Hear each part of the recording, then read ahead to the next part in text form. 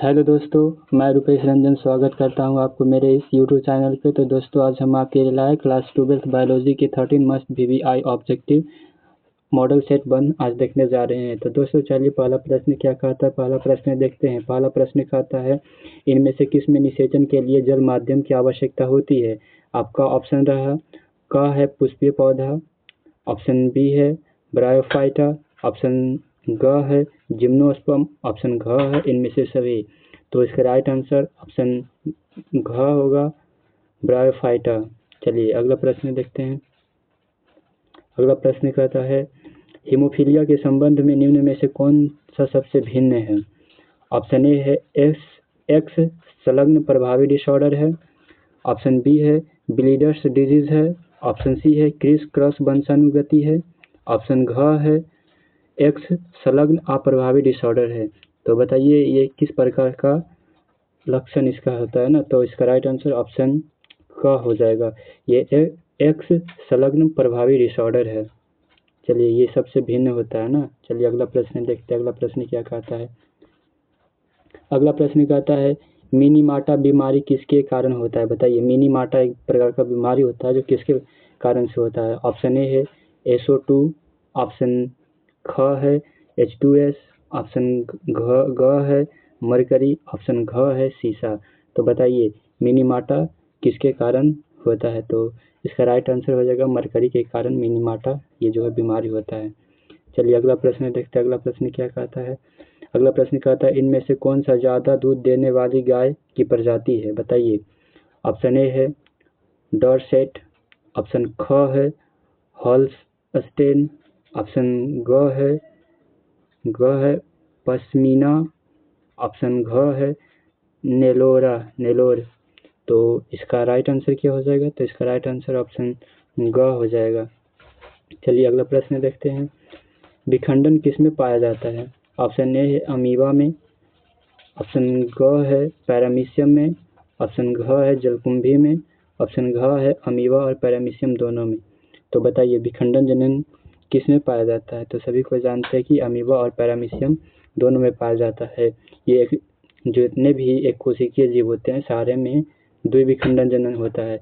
और पूछ देगा कि एक कोशिकीय जीवों में कैसा विभाजन होता है। तो समसूत्री विभाजन, आसूत्री विभाजन होता है। समझ गए ना। इसका अपवाद केवल क्या है। तो इसका अपवाद अमीबा इसका अपवाद है। समझ गए ना। अमीबा में समसूत्री कोशिका विभाजन होता है। चलिए अगला प्रश्न देखते हैं, अगला प्रश्न क्या कहता है। क्वेश्चन नंबर 6 कहता है, XX एवं एक्सोटाइप लिंग निर्धारण में है। ऑप्शन का है मादा सिर्फ एक प्रकार के अंडे देती है, ऑप्शन ग है मादा के पास सिर्फ एक एक्स क्रोमोसोम होता है, ऑप्शन ग है नर के 2 एक्स क्रोमोसोम होते हैं, ऑप्शन घ है नर होमोगेमिट होते हैं। तो इसका राइट आंसर क्या हो जाएगा। इसका राइट आंसर ऑप्शन क हो जाएगा, मादा सिर्फ एक प्रकार के अंडे देती है। चलिए अगला प्रश्न देखते हैं, अगला प्रश्न क्या कहता है। क्वेश्चन नंबर 7 में जाएगा। क्वेश्चन नंबर 7 आ गया। क्वेश्चन नंबर 7 कहता है, द्वितीयक प्रदूषण है। बताइए द्वितीयक प्रदूषण कौन है। कह सेकेंडरी पॉल्यूशन इज क्या है। एरोसॉल है, CO2 है, पैन है या CO है। बताइए निम्नलिखित में से कौन सा द्वितीय प्रदूषक है। तो इसका राइट आंसर सभी को जानते होंगे, पैन एक द्वितीय सेकेंडरी पॉल्यूशन है ना। चलिए अगला प्रश्न देखते हैं, टाइचुंग 1 किसकी किस्म है। टाइचुंग नेटिव एक किस्म है, किसकी है। ऑप्शन ए है गेहूं का, धान का, गन्ने का, मक्का का। तो बताए टाइचुंग नेटिव इसका पूरा नाम होता है। तो टाइचुंग 1 जो है वह किसका प्रजाति है। तो सभी को जानते होंगे कि धान का प्रजाति है टाइचुंग नेटिव। चलिए अगला प्रश्न देखते हैं, अगला प्रश्न कहता है, गैमिट्स के युग्मन को कहते हैं। गैमिट्स के युग्मन को क्या कहते हैं। परागन कहते हैं, या सिनेगेमी कहते हैं, या पार्थोजेनेसिस कहते हैं, या स्पोरोजेनेसिस कहते हैं। तो इसका राइट आंसर ऑप्शन ग हो जाएगा, सिनोगेमी कहते हैं। चलिए अगला प्रश्न देखते हैं। अगला प्रश्न क्या कहता है? अगला प्रश्न कहता है इनमें से कौन जीनोटाइप 4 अलग प्रकार की गैमेट्स बनाएंगे? ऑप्शन एक का है, देखिए A B B C D D. तो इसका डायरेक्ट आंसर बता देते हैं। इसका राइट आंसर गा हो जाएगा। आप अपना घर में बना लीजिएगा इसके, समझ गया ना, ये कोडिंग का है। चलिए अगला प्रश्न क्या कहता है? पारिस्थितिकी तंत्र या इकोसिस्टम शब्द का प्रयोग सर्वप्रथम किसने किया था? बताइए। ऑप्शन क है ओडम ने, ऑप्शन ग है टेंसले ने, ऑप्शन ग है बर्मिंग ने, ऑप्शन घ है गर्नार्डर ने। तो इसका राइट आंसर क्या हो जाएगा? राइट आंसर ऑप्शन ग हो जाएगा। चलिए अगला प्रश्न क्या कहता है? अगला प्रश्न कहता है अलैंगिक जनन द्वारा हजारों पौधों को उत्तक संवर्धन की कौन सी विधि से बनाया जाता है? बताइए। उत्तक संवर्धन द्वारा हजारों की संख्या में किस विधि से पौधे को उगाया जाता है? ऑप्शन क है सूक्ष्म प्रजनन, ऑप्शन ग है सोमैटिक संक्रमण, ऑप्शन ग है सोमैटिक भ्रूण उद्भव, ऑप्शन घ है एंथर संवर्धन। तो सभी को जानते होंगे कि सूक्ष्म प्रवर्धन के माध्यम से हजारों की संख्या में एक पौधे से हजारों पौधों का उसका रूप दे सकते हैं। समझ गया ना? चलिए अगला प्रश्न देखते हैं। अगला प्रश्न क्या है? अगला प्रश्न कहता है इनमें से किसे बंगाल का आतंक कहा जाता है? बताइए। ऑप्शन क है ब्रायोफिल्म को, ऑप्शन ख है जलकुंभी को, ऑप्शन ग है अगोब के, ऑप्शन घ है केला को। तो बताइए किसे बंगाल का आतंक कहा जाता है? तो सभी को जानते हैं कि जलकुंभी को बंगाल का आतंक कहा जाता है। अगला प्रश्न देखते हैं। होलैंड्रिक जीन उपस्थित होता है? बताइए। होलैंड्रिक जीन कहाँ उपस्थित होता है? एक्स क्रोमोसोम पर होता है, या बाई क्रोमोसोम पर होता है, या सेक्स क्रोमोसोम और ऑटो क्रोमोसोम पर होता है, या ऑटोसोम पर होता है? तो बताइए जो होलैंड्रिक जो जीन है वह कहाँ उपस्थित होता है? तो सभी को जानते होंगे कि वाई क्रोमोसोम पर उपस्थित होता है। चलिए क्वेश्चन नंबर 15 की ओर चलते हैं। क्वेश्चन नंबर 15 कहाँ देखिए तो। चलिए आ गए क्वेश्चन नंबर 15 की ओर।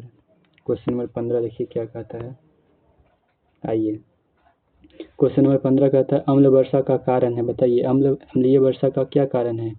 SO2 एवं CO3 है, SO3 है, या SO2 और CO2 है, या CO एवं NH3 है, या SO2 एवं NH3 है? तो बताइए अम्लीय वर्षा का क्या कारण है? तो सभी कोई जानते हैं कि SO2 एवं SO3। इसका राइट आंसर का हो जाएगा। चलिए अगला प्रश्न देखते हैं। अगला प्रश्न क्या कहता है? देखिए अगला प्रश्न कहता है कृत्रिम बीजक्षेपण का उपयोग नहीं किया जा सकता है? बताइए। कहता है artificial insemination cannot be participated. Option क है घोड़े में, ऑप्शन ग है ऊँट में, मछली में, या बकरी में? तो इसका राइट आंसर क्या हो जाएगा? इसका राइट आंसर ग हो जाएगा ना, मछली में। कृत्रिम बीजक्षेपण का उपयोग नहीं किया जाता है मछली में। चलिए अगला प्रश्न देखते हैं। अगला प्रश्न क्या कहता है? Question number 17। क्वेश्चन नंबर 17 कहता है प्लाज्मोडियम का संक्रमण अवस्था क्या कहलाता है? स्पोरोजोइड, या ट्रोफोजोइड, या क्रिप्टोजोइड, या मेटाक्रिप्टोजोइड? तो बताइए इसका राइट आंसर क्या हो जाएगा? तो इसका राइट आंसर स्पोरोजोइड होता है ना, ऑप्शन का इसका राइट आंसर हो जाएगा। चलिए अगला प्रश्न देखते हैं। अगला प्रश्न क्या कहता है? अगला प्रश्न कहता है कि डायबिटीज का कारण है? बताइए डायबिटीज किसके कारण होता है? सोडियम आयन की कमी से, या सोडियम आयोडीन की कमी से, या एंजाइम की कमी से, या हार्मोन्स की कमी से? तो बताइए डायबिटीज जो बीमारी है वो किसके कमी से होता है? तो सभी को जानते हैं डायबिटीज हार्मोन्स की कमी से होता है। समझ गए ना? वैसोप्रेसिन हार्मोन होता है वो कम जाता है ना, तो डायबिटीज एक बीमारी होता है डायबिटीज़ इंसिपिडस इसका पूरा नाम होता है ना। चलिए अगला प्रश्न देखते हैं। डायरिया फार्म में उपलब्ध होता है, बताइए डायरी फार्म में कौन उपलब्ध होता है? दूध होता है या मक्का होता है, पनीर होता है?